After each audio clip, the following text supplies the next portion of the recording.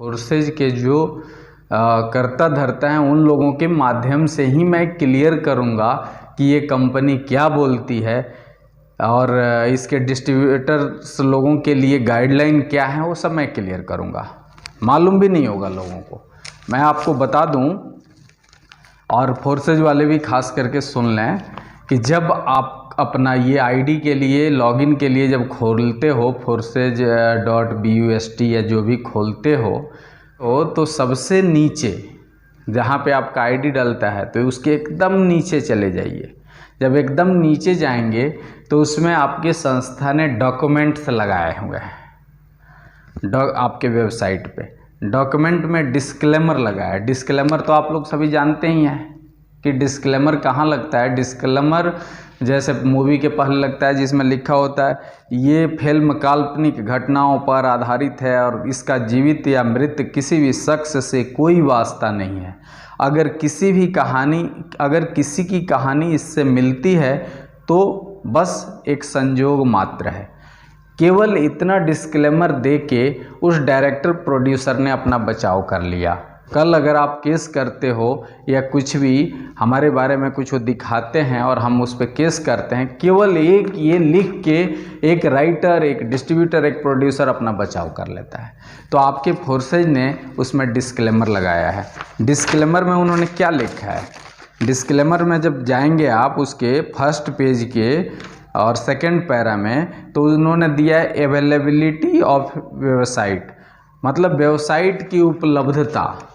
Website की उपलब्धता पे उन्होंने लिखा है कि जबकि फोर्सेस समुदाय इस वेबसाइट को स्मार्ट अनुबंधों के साथ बातचीत में मार्गदर्शन और सहायता के लिए हर संभव उपलब्ध कराने का प्रयास करेगा। अगर किसी भी कारण से, ध्यान दीजिए मेरी बात, अगर किसी भी कारण से वेबसाइट किसी भी समय उपलब्ध नहीं है तो हम उत्तरदायी नहीं होंगे।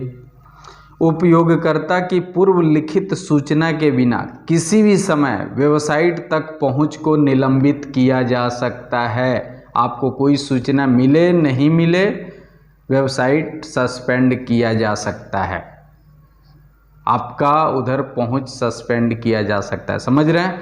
दूसरा है, इसी के आगे जब चलेंगे डिस्क्लेमर में ही तो आगे इन्होंने दिया है वेबसाइट और इसकी सामग्री यह है के रूप में प्रदान की जाती है बिना किसी गारंटी के, व्यक्त या निहित। और फोर्सेस समुदाय वेबसाइट और इसकी सामग्री के संबंध में आश्वासन या गारंटी नहीं देता है, कोई गारंटी नहीं दे रहा है, जिसमें बिना किसी सीमा के वेबसाइट और इसकी सामग्री के किसी विशेष उद्देश्य के लिए शीघ्रता, प्रासंगिक, पूर्णता, सटीकता, उपलब्धता या फिटनेस के संबंध में कोई गारंटी नहीं है।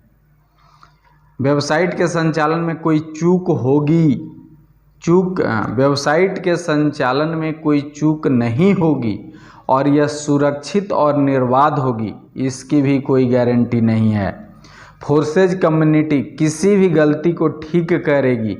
वेबसाइट वायरस और अन्य मैलवेयर से मुक्त होगी, इसकी भी कोई गारंटी नहीं है। देखिए हर जगह कंपनी ने अपना बचाव कर लिया और फोर्सेज के डिस्ट्रीब्यूटर लोगों को मूर्ख बनाते हैं कि जब तक ब्रह्मांड रहेगा, जब तक ये सृष्टि रहेगी, तब तक हमारा इनकम चलता रहेगा, तब तक हम लोग कमाते रहेंगे। देखिए आगे क्या होता है।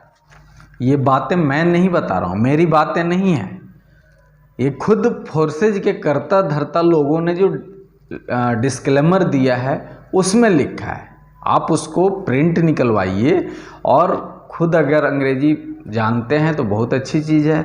मेरे जैसे अगर कम नॉलेज वाले हैं तो उसको गूगल पे भी उसको ट्रांसलेट करवा सकते हैं, नहीं तो किसी अच्छे अंग्रेजी के जानकार से हम उसको समझ सकते हैं। समझिए उसमें क्या लिखा है।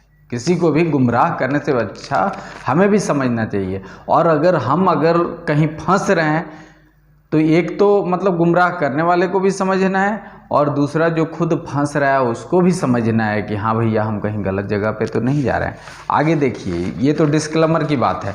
उसके बाद है ये इनका एग्रीमेंट है, जो टर्म ऑफ सर्विस करके एग्रीमेंट दिया है। इसमें भी इन्होंने दिया है, एलिजिबिलिटी में दिया है कि you can only use our service if permitted under the law of your jurisdiction. आपके यहाँ जो कानून है, आपके यहाँ जो कानून परमिट करता है, आप उसी के हिसाब से काम करेंगे। और आपको एक बहुत बड़ी चीज़ बता दूं, दुनिया के 36 देशों में फोर्सेज बैन है। ये उन्होंने खुद अपने एग्रीमेंट में दिया है उन देशों का नाम कि इस देश में काम नहीं करना है। और 36 में कुछ मेन देश बता देता हूँ। Australia, Canada, south Africa, China, Japan, Britain और America.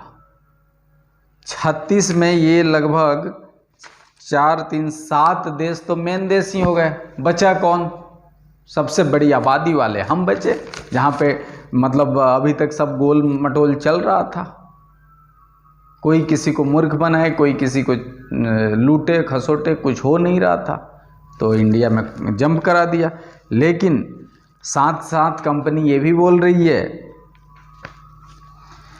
You will not use the platform if any applicable law in your country prohibit you from doing so in accordance with these terms।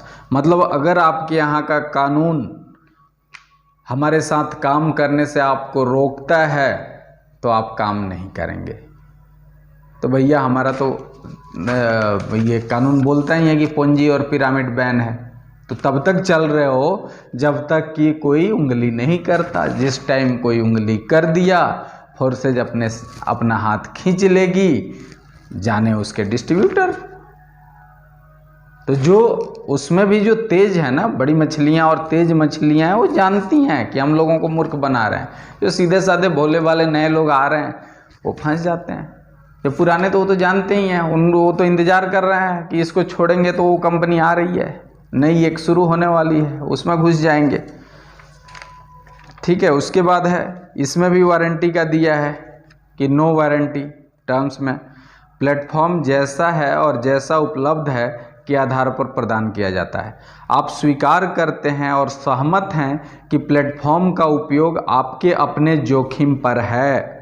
हम यह warranty नहीं देते हैं कि platform तक पहुंच निरंतर, निर्बाध, समय पर यह सुरक्षित होगी।